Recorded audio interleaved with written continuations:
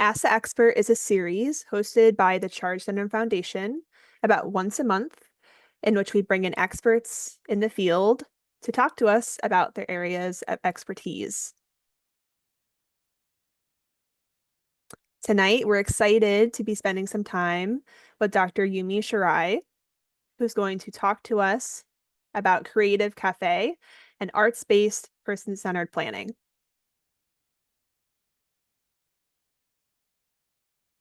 Dr. Shirai will begin with a presentation, and the remaining time will be spent on a question and answer session.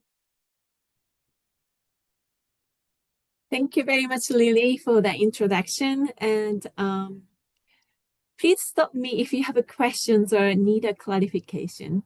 And I'm forwarding the slide, and make sure that you would get the slide at the end of the session.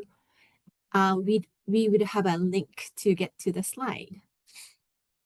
So my name is Yumi Shirai, and I am a research and also a program experts in applying creativity and arts in how we can enhance the lives of people with disabilities. And I'm a social scientist, and I'm part of the faculty for the Department of Family and Community Medicine at the University of Arizona. And within the Family and Community Medicine, I lead a program called Artworks, which is a day program, an art studio and gallery for people with intellectual and developmental disabilities. And we are also part of the Sonoran Center for Excellence in Disabilities. Sonoran Center is a federally designated center on the University of a campus to share the resources and train the professionals, collaborate with the community organizers and policymakers to how we can make the lives of people with disabilities better. And we kind of connect the bridge between experts and the community. So we collaborate together. And Artworks is part of the program that our university offers. And we are really centered around in community building, and then also mutual learning opportunities through creative and expressive activity among artists with disabilities and university students. So together we create a project and program that really inspire ongoing expression and learning and growth. So our program is funded through the state DDD system, one of the Medicaid waiver, who support our funding mostly, and we do have some foundation funding as well. So we have Sister Jean Art Studio. Sister Jean was my mentor. She created our art studio about 35 years ago, and she retired about 12 years ago. And we have Melly T. Pauling Gallery, which leads our employment program, host community events, exhibitions, other outreaching activities. And we have Student Art Collaborative, which hosts a variety of collaborative art projects. So that's our program and background. And personally, I was trained as a mover, a dancer first. Dance was my first passion. And I started working with the people with disabilities as well as older population. And I realized that I really enjoy the community as well as how we can make the community experience better. So I pursued my PhD. It's a doctorate degree in social behavioral sciences and human development. So that is my background. So today I'm very excited to share our Creative Café, which is art-based, person-centered scrapbook-making workshops. So which is initially funded University of Arizona Innovation in Healthy Aging and Arizona Commission for the Arts. So the aim for this Creative Café is how we can really reframe the person-centered planning document by empowering people with disability as the author. So if the advocates are the author, they can tell their stories in details in their own way to have a creative format to connect and expand their network of community, make friends, explore their potentials, and then also how we can reach to external community. And also use the scrapbook ways to really gain the access to support and a network of people they may need navigating their day-to-day life. So it can go either way, but we had this idea because person-centered planning is a required component of Medicare, Medicaid service recipients, meaning if you receive federal or state funding for your healthcare or community-based services, person-centered planning document, service document need to be in place. But oftentimes those documents are written or put into a document. It's very word dense, and oftentimes sit into the binder. It's really hard to use it for the day-to-day need when we interact with others or make friends, learn something, or explore our community. So we have this idea of how we can make this person-centered information into more accessible and visual format that the user can use. So we implemented with this scrapbook. Initial stage, you can have the concept and format development. We collaborated with Tucson Parks and Recreation and another program called Opportunity Tree, which is in Phoenix. And we explore some ideas to what components should be in there, what format may work. And we then did feasibility field kind of testing, which is whether that format really works. So we tried out this scrapbook making format with Artworks people. And then also did I tell you that I'm from Arizona? So I'm living in Tucson, Arizona, and we are border town. So our community is really closely connected with a southern border community with Mexico. So we have very much of Spanish-speaking neighbors and community members. So we created the format in both in English and Spanish and see our community member how they like to use this format. So we tried out this format with several partners. Arizona Sonora border, that's ASOBO, that's the project by the border in Nogales in Mexico. And Discapaz is another project that is collaborating with ASOBO to capture digital story of disabled people's experience in the borderland.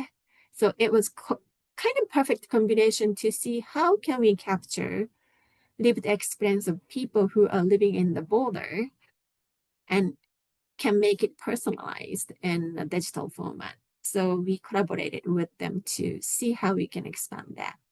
And then we have a few more partners, Mariposa Clinic, who serve for the Southern community, and Easter Seal Blake Foundation, who has another day program in our community.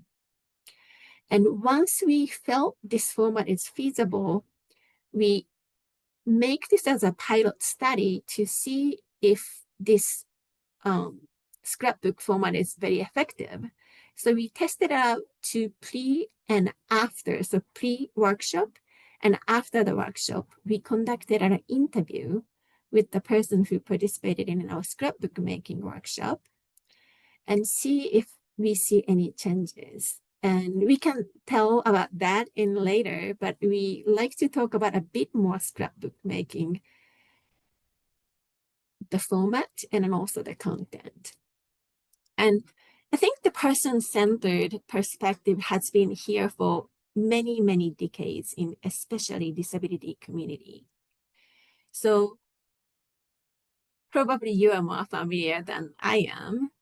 So, but it's really unique about Creative Café workshop. It's the format. So we can make it inclusive and accessible. So we apply two conceptual framework to build those 3 steps that we talk about today.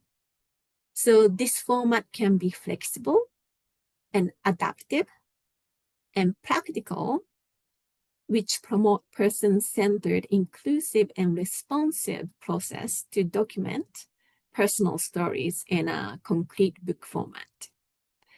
And I had a pleasure joining your international or national church conference in Phoenix. And we had this format presented in a smaller page activity to capture the church conference participants' experience of their input in a creative format. So which directly follow these 3 steps. And so what are those 3 steps? So the first step, setting the foundation. So the topic of our conversation, our story, that is really important. So we collectively gather story together by person with disability and the supporter or partners.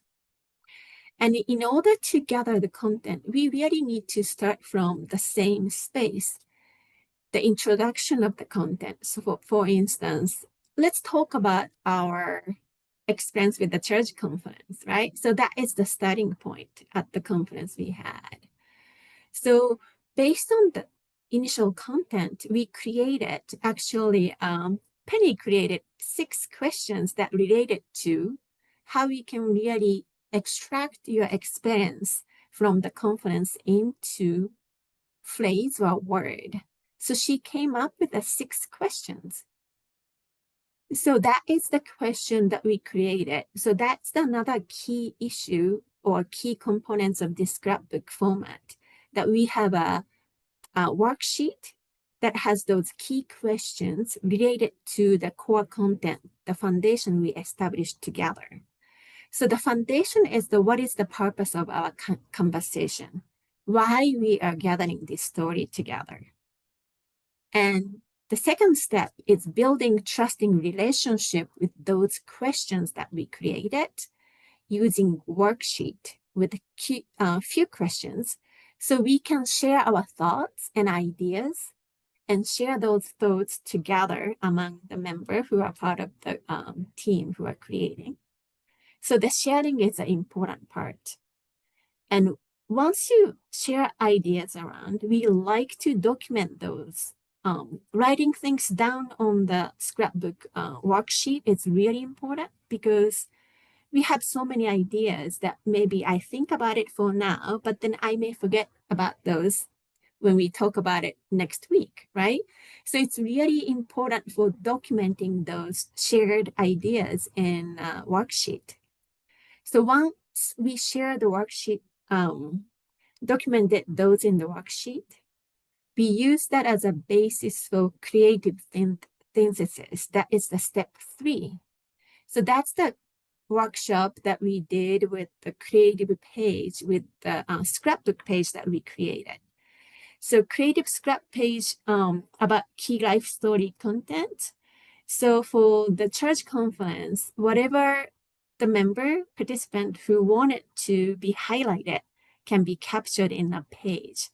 Doesn't have to have all the questions that we asked, but they can select and decorate and synthesize in a way that they really felt that's most important to them. So that's the 3 steps. So setting the foundation, share the ideas with the key questions, and document those in a worksheet. Then we are ready for the step 3 to explore those your own expression into a synthesized page of the creative page that you can synthesize your story. And workshop module has 8 themes. Those are not limited to, but you can add or you can highlight the things that's important to you. But many of those contents are really connected to person-centered kind of planning document oftentimes. So I can read through it. So we have a same kind of content that maybe you may kind of intrigue with.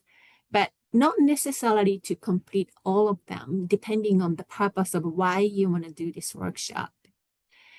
And first, we start with the communication and learning, strength and challenges, communities and connections, and personal safety plan. We felt it's important, like we can capture what kind of things can really important to when our member is facing crisis. Because sometimes my sister or brother or mom knew how to calm myself down, right? And can we document that? So then some supporters or partners can be the helpful resource for them. So we added the personal safety plan and roles and leadership styles. I thought those are very important because sometimes within the community, we played different roles in leadership. Doesn't have to be visionary leaders. We have a very different styles of leadership, but it's really important to capture what kind of leadership we feel comfortable with or play in our different communities in our community. So for instance, I may play a leadership at Artworks, that the leader of art studio and gallery, but within our university faculty, I may be more collaborative member within the faculty, right? So I do play a different role in different organization and community that I belongs to. So we wanted to everybody who be part of this process to have that kind of opportunity to explore. So you can identify what kind of roles they may feel comfortable or maybe they are aspiring to become. Sometimes having the role model is kind of fun to aim to set up our goals for our future.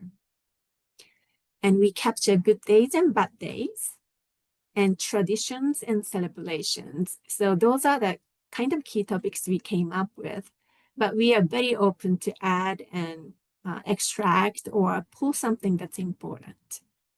And just a given time, I wanted to kind of share one of the modules so you can see those steps to create those each modules in examples. So I'm just going to skip this framework, but this framework, inclusive arts practice and universal design for learning, is really a key kind of value, and you can set as a team to how we can really support the person who are making stories.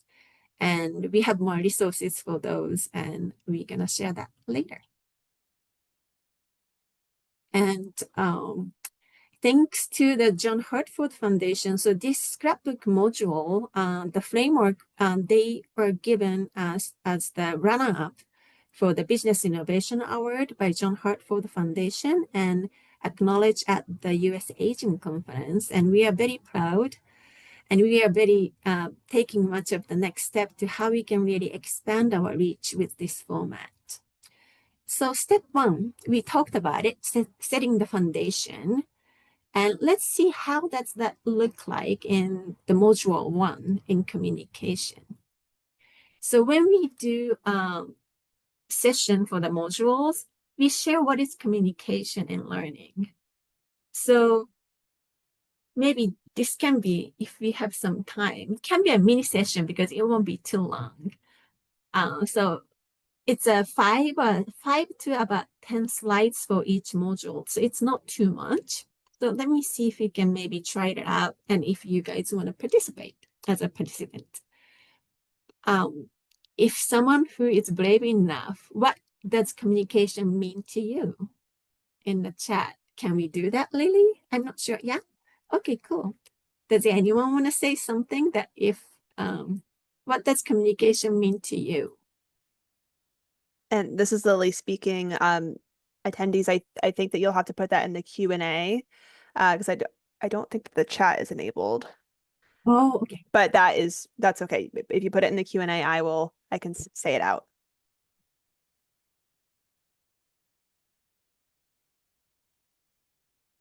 All right, we got. Are you able to see the Q&A, or do you want me to read what people are saying? Yeah, please read through it. That'd Yep. be great. All right, so one person said telling you how I feel. Yeah, telling what you feel, that's great. Asking for what I need.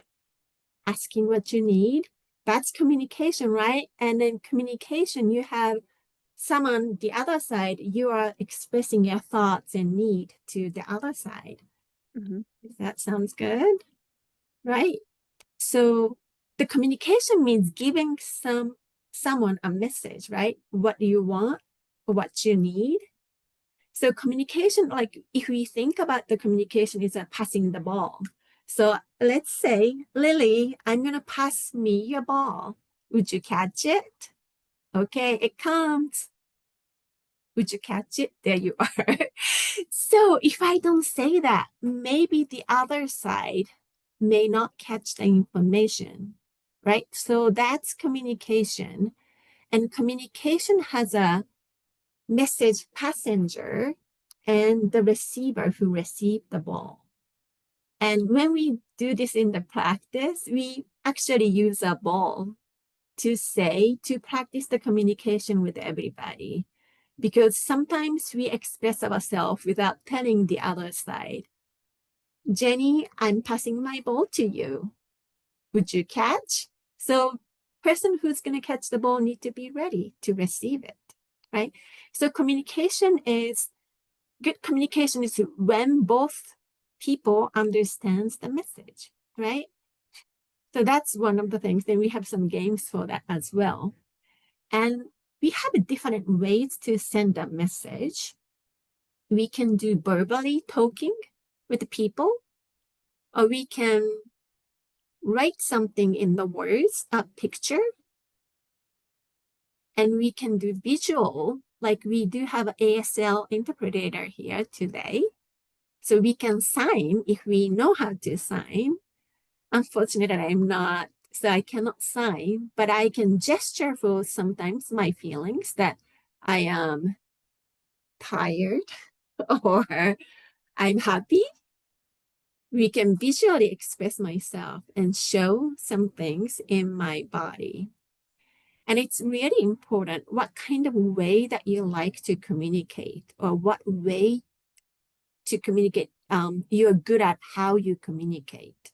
So those things are really important in order to have conversation. And then we do have this game that this time we're not going to do it because we don't see everybody on the screen, but we have a food knocking game. So we can kind of send a message and practice different ways to communicate with our group who are having this workshop together.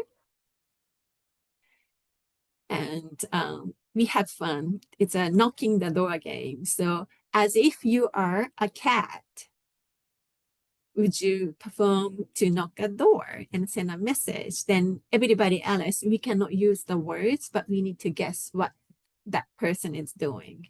So we have a volunteer person acting like a cat knocking the door, or a dog knocking a door, or someone who needs to go to the bathroom without letting the other person know what they are trying to do. So that's one of the game. So the next question, if you can put into the Q&A, what ways do we learn? So when you learn something new, what way do you like to learn?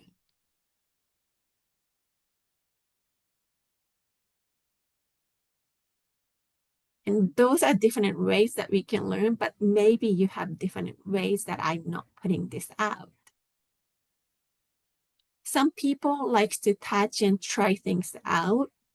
Some people may like to listen and understand first and then try it out.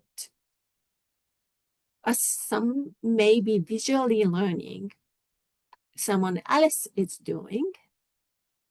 And here we don't have anything in here, but some maybe people like to lead stuff to how to do stuff.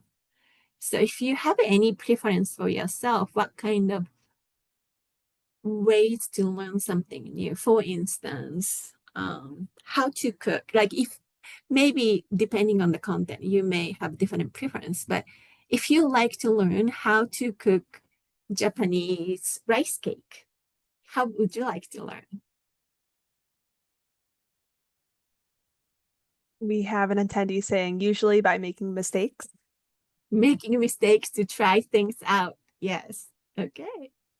Anyone else? I like learning by doing a combination. I think I Mm, learn best when I'm getting information from, or when I'm learning through lots of different modalities. yeah, sounds good. So hearing and seeing it together and try things out as well. And in this technology world, we use YouTube all the time to, try out and stuff like that. So those are really good to know for others who like to be connected with you and work together or support you or support us. So those are really good things. But sometimes someone who comes to you in your new life and they may not know our preference. So it's always good to know those things or share what you're great at. And also maybe what you may have some challenge. And we have the assistive technology section that we talk about a bit because um, if you use assistive technologies, those things are very important for us to communicate as well. And the assistive technology doesn't have to be high technology devices like iPad, talking devices, technology based. And the low tech can be really important. Some flashcard, communication board, something just manually adapted so you can hold things better. Those are more manually low technology, but it's really important for us to communicate. Then people who is surrounding you should know about it, and it would be nice to share that. So we kind of talk about the communication here, what kind of things maybe communication are involved. So that's the step one, we set the foundation. And let's go to step two and building relationship and explore thoughts and ideas and documenting those in. So the knocking one is the part of the building trusting relationship too. So sometimes the slides kind of go over step one and step two. You see some of the game that we are doing. I'm sure this is ball passing game that we are doing for communication. And once we have those games and conversation completed as a team or as we do that, we document all of those into our worksheet. So like I explained, based on that foundational topic, we come up with maybe 4 to 6 questions related to those topics. Then we have conversations surrounding around that. We sometimes play game and we fill those worksheet together.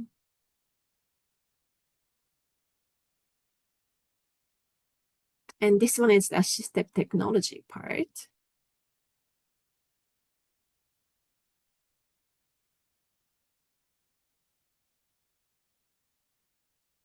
And once we have those documented, the sensitive part is the creative part.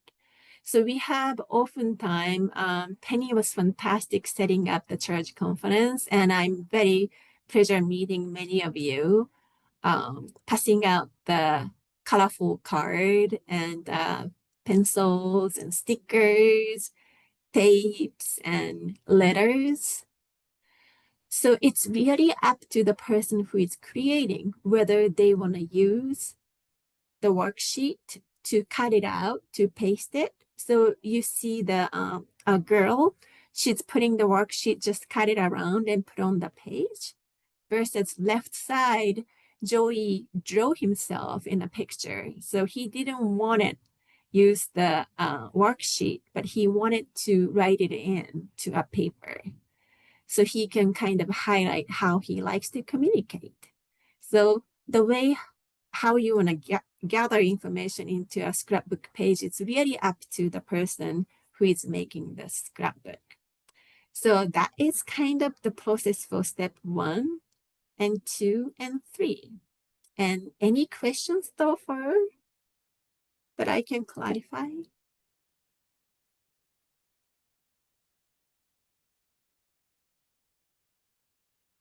We don't have any open questions currently, but I will keep an eye on the Q&A box. Yeah. So this is a really fun process, but it's why we are doing this. So oftentimes when we ask a few questions without peers or group discussion, sometimes we may have only one or two things that we capture. So we really like to have a group conversation with the peers or your team. So then we have more information documented in the worksheet. So then worksheet has all the information that maybe we can explore. And once we have the full explanation of, connected content to that topic, then the author of the scrapbook can pick the important part that should be captured. And they can decide how they want to be captured in the scrapbook in a creative way. So that's a lot of decision making process can happen in the step 3 in a creative way. So let me see for the next one. So this is the key outcome thus far that we, so the slide that before the step 1 through 3, we had with the 10 participants, we have a pilot study with pre and post workshop questions to the participant, and we have 6 set of questions that we ask them about them. And, the first question, could you tell me about yourself? So it's a simple question, right? And so the middle column is the answer that we received before the workshop. And the third column is the text that was typed up to the response to the same question after the workshop.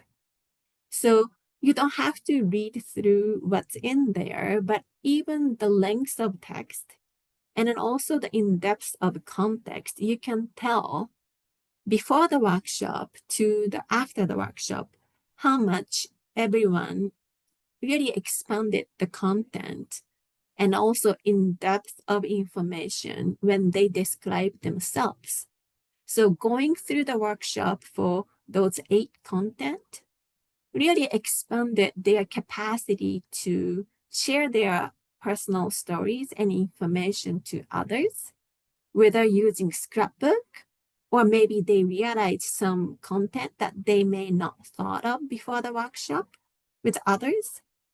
So that was the process we really captured in this pilot study. And the workshop structure worked for many different people with different accommodation across wide range of verbal and cognitive capacities.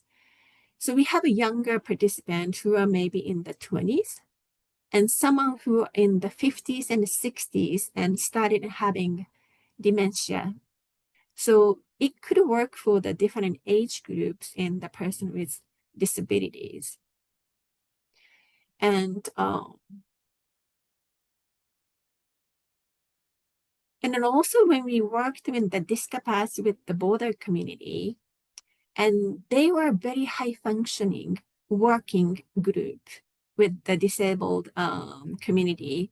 So discapacities at the Sonoran border project was the disabled individuals making accessible wheelchair for the community members. So many are the workers, but they yet really enjoyed exploring different aspects of their stories and sharing those with their peers.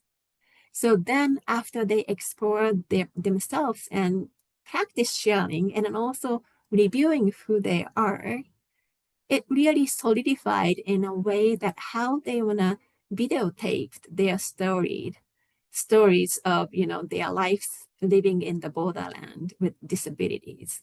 So different range of groups can really get the benefit of having this workshop.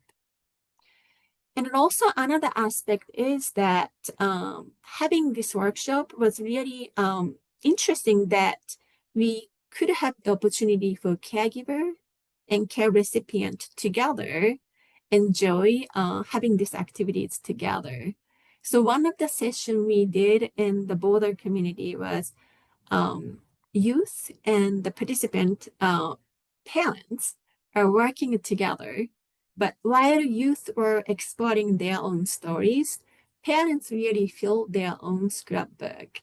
So making their own personal and cultural story for mom and dad themselves.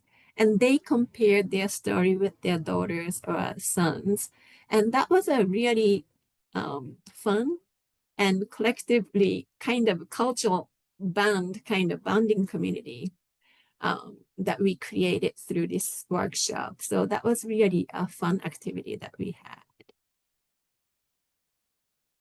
So this is like, we wanted to have more interaction with you, the participants. So I really didn't have too much to share, but I do have those workshop themes, the steps here, and you're gonna have this slide. So you can go to this folder through QR code if you wanted to try it out. We have those modules make it accessible for the participants, and I think I do have all those 8 modules in this folder. So if your community or group or your family want to explore this scrapbook making workshop on your own, it is a nice activity that maybe you can do sometimes. Or if you have a group of family members or community member who want to try out together, the materials are available. And I made this accessible in the PDF format for English version. And I think I'm missing the 2 chapters in Spanish version, but I can make those Spanish versions available somehow if you're interested in. So you can contact me at my email address, and I saved this slide in this folder as well that you can get my information as well. And then also this scrapbook making workshop has been captured in a manuscript. This is a visual essay, so it's not dense reading in this journal. So you can go there and learn about it. And also we have a project embracing universal design for learning, which is the framework we built upon these 3 steps for scrapbook making workshops. And we talk about the UDL, Universal Design for Learning, how we can apply to any program, health-related program, and research activities.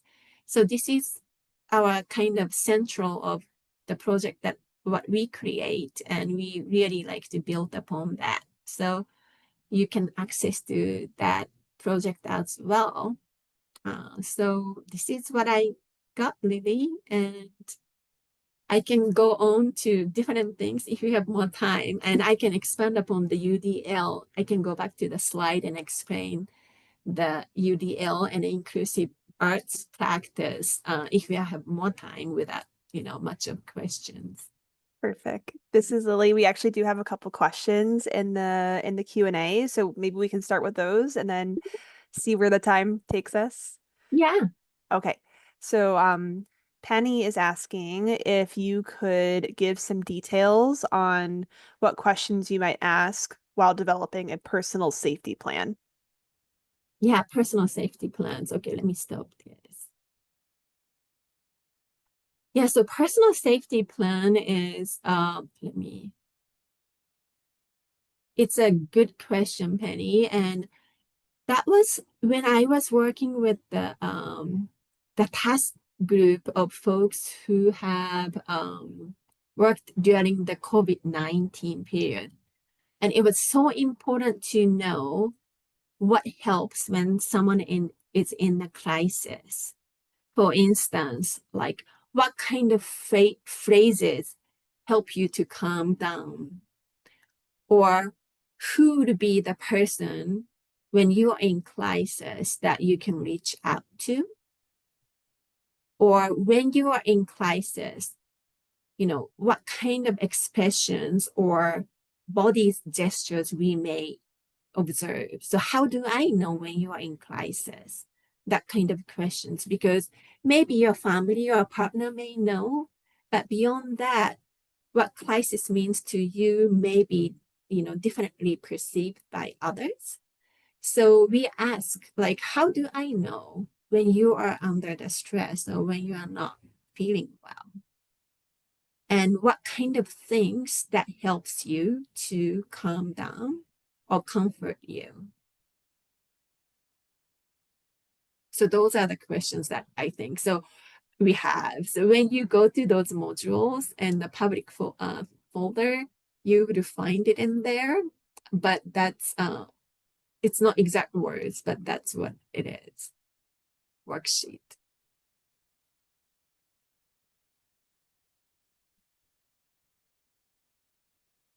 Awesome. Thanks for sharing that. We have another question about if you could describe a couple of the ways that the scrapbooks are used.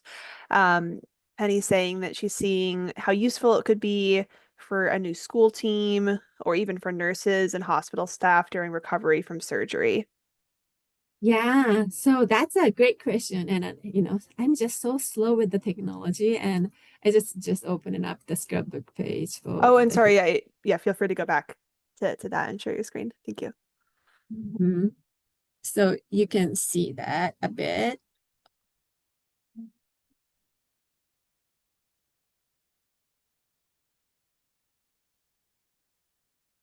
So if you go to that QR code, then you have access to all those.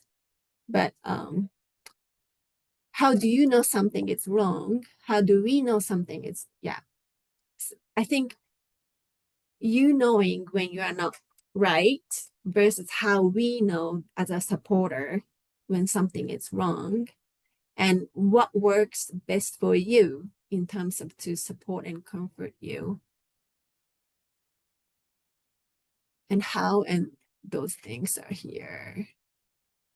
And we ask something makes them safe and calm and happy and relaxed. So those are the things. Sorry. And then any other ways to use the scrapbook workshop? So we oftentimes do this as an activity for day programs. And then also we are expanding this to memory cafe for someone who has dementia. And we like to have those before they go into a group homes or nursing homes as well. So, and for day program, having the scrapbook really helps for volunteer to engage and expand the connection right away without staff member or family member in presence, right? So we don't have to introduce Lily. This is, Scott. And let me tell you, Scott, what works for Lily. We don't have to do that at all. Lily has this book. So then she can just start opening up book and start talking and conversing and making relationship with Scott right away without me being there to support Lily. So having that a book as a bridge. So when they may not have a person right away, but then can use that as a book as a really connection to the new relationship.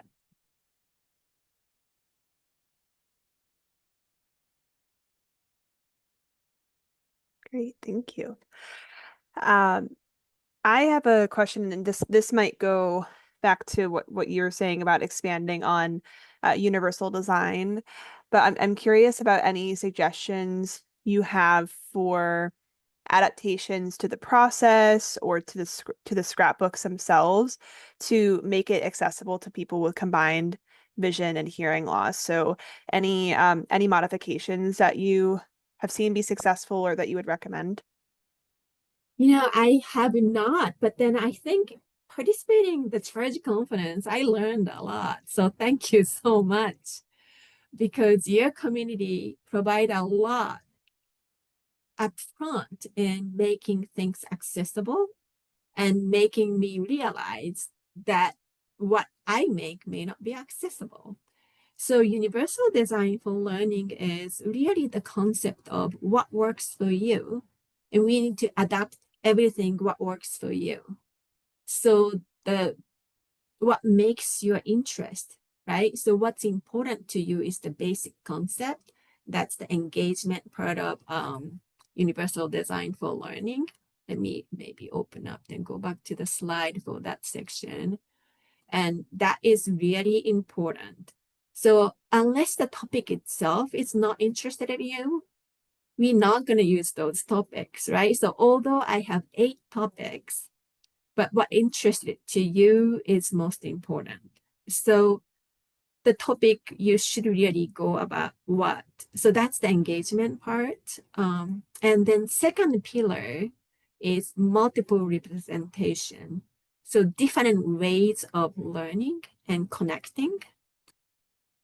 So that's the multiple representation, meaning different mediums that we should, right? So some people like to learn things in the storytelling way or more tactile way.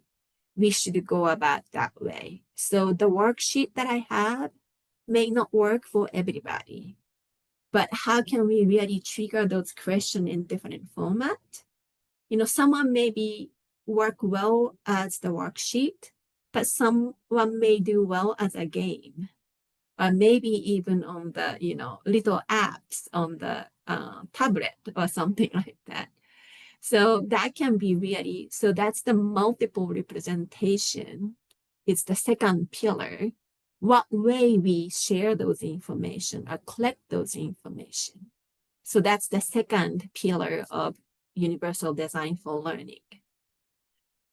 And the third, and action and expression is really important because only we can take action and express that to the world when we feel comfortable. The information we have is our own, which often we call it agency, meaning I own this idea and information. So I want to say what I want to say. Right? So if this is authentic story of mine, I'm happy to express and make something. But if you don't think that's you, it doesn't work. The information, whatever I give you or share.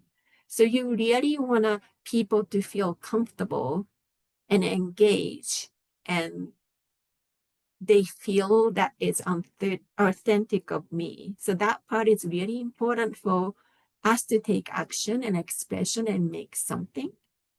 So I think all of those are really motivated around our personal interest and why we are excited about this, why you want the world to know about you.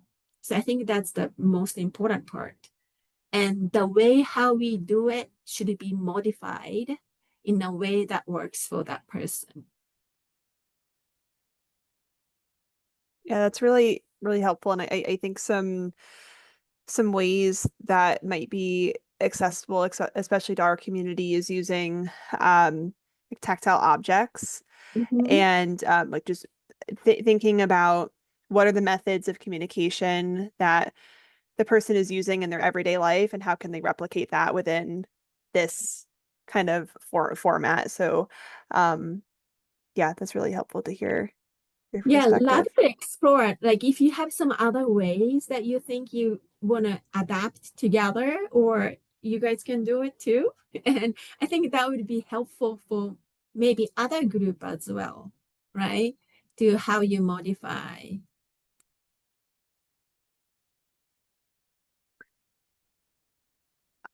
Awesome. Any last minute questions or um, any other last minute things that you wanted to share with our group before I wrap us up for today? No, I mean, I really was very thrilled to get to know your community because the conference was fantastic. And then also, I never thought this format to fit into a conference workshop or conference activity. But when I saw the activity, it made sense to me. So I discovered something new that this may work for other activities. So excitingly, we are doing this for our community folk festival that we're going to have in Tucson. It's called the Tucson Meet Yourself, and which really embrace all the culture and local kind of groups consolidating in the downtown. We have like a 6 blocks barricaded for the vendors and performance and everything. And we're going to have a disability art kind of desk using this format. And how Penny really formatted this session into your conference enlightened me and also excited me that this can be very small, doesn't have to be 8 module long heavy work. It can start from just a little things to connect with your community members. So Hmm. I'm very, very grateful that you've given some opportunities. And then also, I think the strength of the community connection you guys had really motivated me to do more work in that area. So thank you so much. Yeah, we're so glad that you were able to join us at the conference and help with that activity. It was really cool to see everyone come together and see the resulting art piece. There's something really special about uh just building something together as a community to reflect all the people that make us great. Yeah, and then our Tavi, so one of our advocate came along, and she's just so thrilled, and she's just ready to go to the Tucson Meet Yourself to do lead that workshop. So I think she was very gained confidence and had fun with the conference. So thank you. Yeah, awesome. All right. Well, this brings us to the end of our time today. Um, Everyone, please join me in thanking Dr. Shirai for presenting her expertise to us. And thank you to all of our interpreters for providing accessibility to our presentation for today.